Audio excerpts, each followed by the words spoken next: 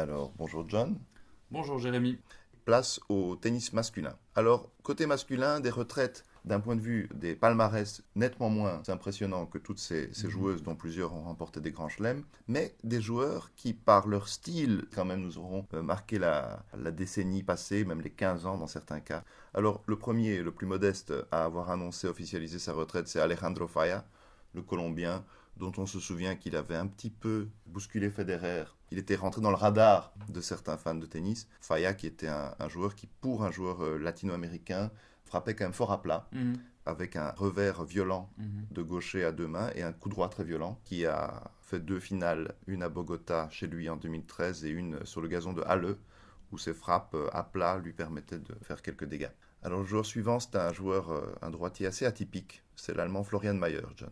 Oh mais oui. Florian Mayer, le genre de joueur dont on se dit qu'il peut perdre contre absolument tout le monde et peut-être même contre un joueur amateur, mais qu'il peut gagner contre absolument tout le monde parce que son jeu est incompréhensible. Ce sont des prises casseroles, ce sont des prises qu'on ne voit nulle part ailleurs, sauf peut-être dans un cauchemar de Fabrice Santoro. Mais c'est un jeu intéressant, un service pas facilement lisible, revers qui peut être joué presque indifféremment à plat ou slicé, et alors surtout un des seuls joueurs du circuit qui utilise de manière constante et tactique le coup droit slicé. Alors qui d'autre le fait? Personne. Eh bien Florian Mayer l'a fait, il l'a fait plusieurs fois. Alors ce jeu atypique, eh bien il souffrait d'un déficit de puissance, il souffrait parfois d'un déficit de constance, il a souffert d'un grand nombre de blessures au cours de la carrière du joueur, mais il lui a permis, un peu paradoxalement, de briller à la fois sur gazon, où il a réalisé deux quarts de finale, en 2004 je crois et en 2012, mais aussi sur terre battue, où ce jeu tactique, ce jeu de trajectoire, ce jeu d'effet, parvenait à gérer un grand nombre d'adversaires.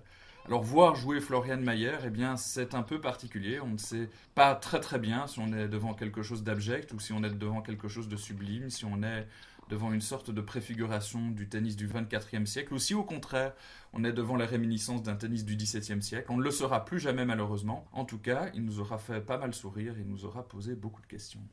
Oui, Florian Mayer, effectivement, comme tu l'as dit, avait un tennis qui était à la fois beau et laid, et efficace, et c'est vraiment quelqu'un qui a pu tenir la dragée haute à de très très bons joueurs. En fait, je pense qu'il a réalisé le potentiel qu'il avait. Oui, oui, tout à fait. L'autre joueur qui a pris sa retraite en même temps que Florian Mayer, c'est Gilles Muller, le luxembourgeois. Alors moi j'ai un petit coup de cœur en pensant à Müller parce que lui aussi, c'était un de ces joueurs qui avait tiré le maximum de son potentiel. C'était un joueur qui n'avait pas vraiment de revers, qui n'avait en fait pas énormément de disposition physique, mais qui a travaillé très dur et qui a la grâce peut-être de préparation physique avantageuse, très tard dans sa carrière, est revenu du diable Vauvert, est revenu d'au-delà de la 300e place mondiale, fin 2014 a enchaîné des victoires en Challenger, et à partir de 2015 et jusqu'à la fin 2017, il a eu une fin de carrière tout à fait étincelante eu égard à ses dispositions. Et j'ai eu la chance de le voir jouer un match à l'Open de Sydney en 2015 contre un autre joueur qui a pris sa retraite cette année, cet épouvantable Australien au service canon. Comment s'appelait-il, John? J'oublie maintenant, cette brute. Groff, Oui, c'est ça. Sam Groff contre Gilles Muller. Eh bien, c'était de la poésie, ça, hein, ce match. Sam Groff qui servait à 235 à l'heure et Muller qui, a un petit peu au culot, a sauvé des balles de match, est sorti de ce match victorieux contre un public totalement acquis à la cause de Groff, bien entendu. Et Muller qui ensuite a fait une belle performance à l'Open d'Australie où il a été en huitième de finale et où il a bien résisté contre Novak Djokovic en huitième, et qui par la suite a réalisé son rêve peut-être, parce que c'était un de ces joueurs qui n'avait jamais remporté de titre. Et il en a finalement remporté quelques-uns. Et puis, on peut dire que la fin de sa carrière, c'était ce fameux match contre Rafael Nadal. Match qui remporte la Wimbledon, 15-13 au cinquième set. Match où Nadal, effectivement, ne joue pas très bien, mais où Müller a montré il savait jouer sur gazon. Alors, Gilles Muller, c'est le genre de joueur qu'on adore tous adorer parce qu'il nous fait penser qu'au fond, nous aurions pu tous devenir professionnels. C'est le genre de joueur dont on aime crier le prénom dans les travées d'un grand tournoi parce qu'on se dit qu'il aurait pu être notre cousin, notre frère, notre pote et qu'avec, de nouveau, je le répète, un peu de chance, on aurait pu être doté du même service. En réalité, il ne s'agit pas de chance. Il s'agit de nouveau de beaucoup de travail, mais aussi de pas mal d'intelligence, parce qu'à l'instar de Greg Rusedski et Juan Martín del Potro, Gilles Muller fait partie de ces joueurs qui comprend l'économie de son tennis, qui comprend très bien ce qu'il peut en tirer, ce qu'il ne parviendra jamais à en tirer. Alors juste un petit souvenir, ce n'est pas un souvenir direct, mais un souvenir indirect qui exprime ça. J'ai eu l'occasion de suivre le dernier set du match entre Rafael Nadal et Gilles Muller, mais sans assister au match directement.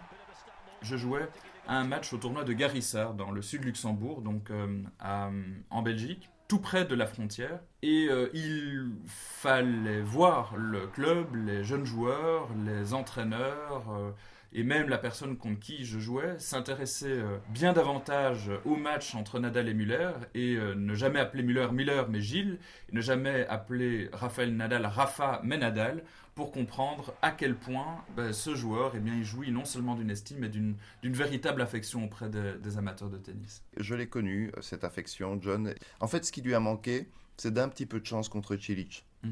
Et ce quart de finale de Wimbledon, 5-7 perdu contre Cilic, on se disait, c'est pas passé loin. Ça aurait été beau pour lui de pouvoir peut-être aller disputer une finale de Wimbledon contre Federer. Il avait vraiment travaillé pour, mais effectivement, outre le quotient sympathie, il y avait bien entendu certaines limites. Et ce sont ces limites qui se sont tout de suite fait sentir.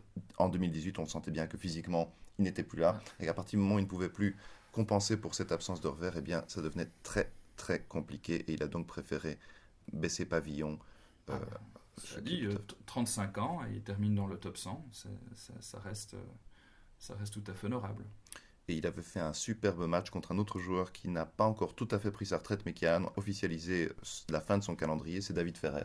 Ah oui. Ils avaient joué l'un contre l'autre à Sertogenbosch en 2016, et là tu peux imaginer l'opposition de style. Ça, c'était un des plus beaux matchs auxquels j'ai pu assister, parce que tu avais deux joueurs très très vaillants, très combatifs. Ferrer qui était très capable de jouer sur gazon également, grâce à son excellent revers, son très bon retour et son sens du rythme. Et finalement, Muller avait remporté ce match à la toute fin, c'était à l'arraché. Et ça, c'était vraiment enthousiasmant. C'était quand on voit un serveur-volleyeur qui joue au maximum service volé et un très bon joueur de fond de cours qui fait tout ce qu'il peut. Oui, bien sûr. Mais on aime toujours bien voir le serveur-volleyeur l'emporter. Alors, un joueur aussi attachant qui a officialisé sa retraite après plusieurs années où on sentait bien que ça n'allait plus, c'est Michael Youzhny. Oui, bien sûr, un très très joli joueur, un très très joli revers, un coup droit peut-être proportionnellement moins efficace que son revers, mais toujours agréable à voir jouer, habile au filet, avec un bon retour. Le genre de joueur d'école qu'il faut montrer en vidéo, sauf bien sûr quand il décide de se déchirer la tête en se tapant la raquette contre le front, sauf quand il crie encore. Je crois que les crises de colère de Youzhny étaient d'abord des crises de passion. Donc je crois qu'on le regrettera tous. Et je crois que celui qui le regrettera le plus, sans doute, c'est Roger Federer, dont il était un des jouets préférés. Je crois qu'à chaque fois que Federer voyait Michael Youzhny dans sa partie de tableau, pensait déjà au prochain tour. C'est bien entendu dommage pour Youzhny, mais ça rendrait ces matchs sinistrement drôles à regarder. Mais à part ça, Michael Youzhny, c'était bien entendu une des figures du circuit, un peu comme un de ces vieux visages qu'on s'étonnera l'année prochaine de ne plus voir. Oui, qui était arrivé à l'avant-scène du tennis mondial en remportant ce match héroïque contre le pauvre Paul-Henri Mathieu en finale de la Coupe Davis en France en 2002. Mathieu se détache 2-7-0, Youzhny l'emporte en 5-7. C'était évidemment le clou dans le cercueil du tennis de Paul-Henri Mathieu avant l'heure, et c'était ce qui a mis Youzhny en avant.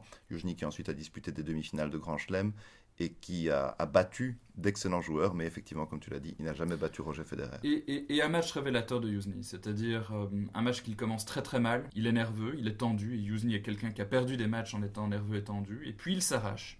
Il se met en colère, il se force à transpirer, il se force à courir, et il finit par gagner au caractère, parce qu'autant Youzhny pouvait perdre des matchs à la nervosité, autant il en a gagné beaucoup au caractère. Et ce match n'était pas n'importe lequel, puisque c'était un match de finale de Coupe Davis, et s'il y a bien un joueur qui a donné tout ce qu'il pouvait à cette compétition, qu'il a d'ailleurs gagné 2 fois, c'était Michael Youzhny. Oui.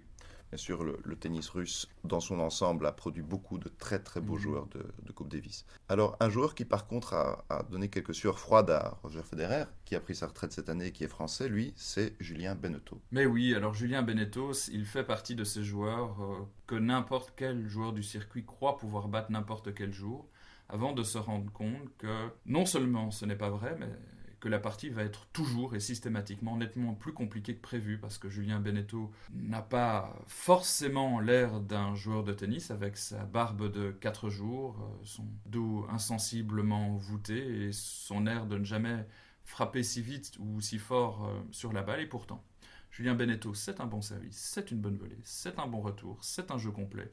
C'est un excellent mental et c'est donc un joueur qui a tous les outils pour tracer une longue route, ce qu'il a fait souvent. Sauf gagner la finale. Julien Benneteau est donc un joueur qui a joué 10 finales de tournois ATP et qui a commis l'exploit ou la performance un peu singulière de n'en gagner aucun. C'est un peu à l'image de son niveau, je pense, c'est-à-dire vraiment un excellent joueur, un joueur très constant, un joueur parfois très agréable à voir jouer, mais à qui il a parfois manqué un petit quelque chose pour tout simplement faire les plus gros titres. Oui.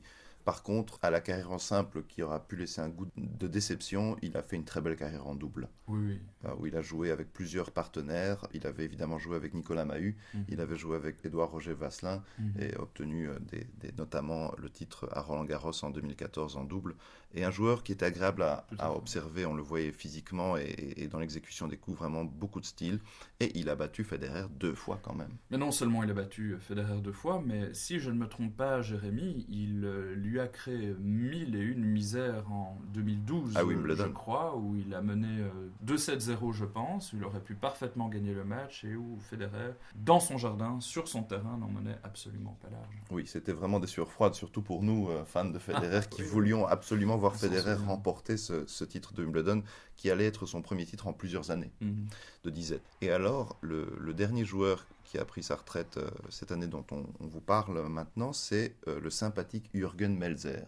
Jürgen Melzer, un tennis nettement moins agréable à regarder que celui de Julien Benneteau, quand même plus joli que celui de Florian Mayer, mais un joueur qui avait plusieurs étapes dans sa carrière, né en 81, donc natif de la même année que Federer, qui est arrivé à avoir des bons résultats fin des années 90 quand il était encore très jeune, et puis après il a eu une période un peu floue, et puis on s'en souvient, il a fait cette demi-finale à Roland-Garros en battant Novak Djokovic, souvenez-vous-en, et on avait bien vu qu'il avait travaillé, on voyait avec quelle assiduité il ajustait son petit jeu de jambes, qui n'était pas le plus gracieux de la planète, mais ça forçait le respect de voir quelqu'un qui était aussi appliqué. Moi j'aimais bien voir jouer Jürgen Melzer, c'était vraiment le joueur le jeu de gaucher type comme ça, un revers un peu bloqué, un peu à plat, un coup droit pris très légèrement, pas derrière lui, mais un tout petit peu à côté, mais qu'il parvenait à recouvrir, à bomber, à frapper, un coup droit un peu imprévisible. Un mental un peu variable, il faut bien le dire,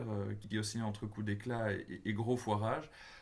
Mon problème en tout cas avec Jürgen Melzer, c'est que je prenais un grand plaisir à le voir jouer contre les meilleurs jusqu'à 4 partout, en sachant presque inévitablement qu'à 4 partout, 30 partout, il allait successivement faire une double faute et une bâche.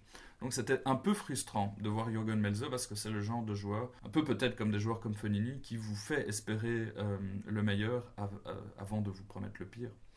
Là encore, un joueur qui a eu ses plus belles performances en double, hein, aux côtés du très talentueux Petchner. Picasso. Oui, le Picasso du tennis, qui lui n'a pas encore officialisé sa retraite. Non. Un peu plus jeune, Petchner, né en 84. Melzer et Petchner ont remporté notamment Wimbledon et d'autres titres. Voilà, donc on tire un coup de chapeau à ces joueurs, tous très stylés, tous pleins de personnalité. Nous vous remercions beaucoup pour votre attention. Nous espérons que vous avez passé avec nous un moment agréable à repenser à ces joueuses et ces joueurs qui vont se diriger vers d'autres horizons. Et nous vous disons à la semaine prochaine. À la semaine prochaine.